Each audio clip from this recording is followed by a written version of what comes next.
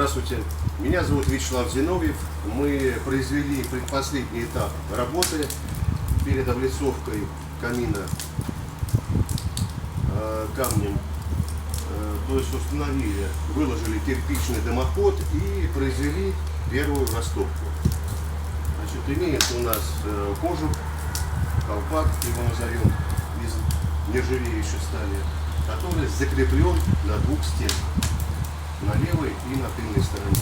Значит, мы видим, что правый ближний угол у нас он, значит, в подвешенном состоянии находится, который, значит, после следующим этапом будет у нас уже устанавливаться стационарная, значит, дверца, ну, даже не дверца, а назовем ее просто экран.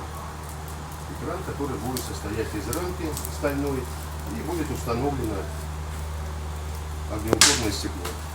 Вот. Фасадная часть будет открытая, то есть будет у нас съемный экран.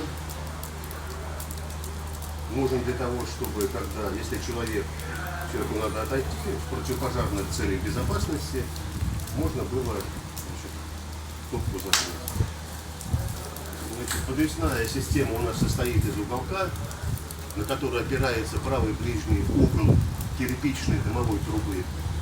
Выше установлена заслонка, которая еще будет доводиться до ума, потому что будет сделан термопакет. И следующим этапом вы уже увидите облицовку из искусственного камня или из натурального. Это как уже захочет заказчик вместе с дизайнершей. Да, Николай? Спасибо.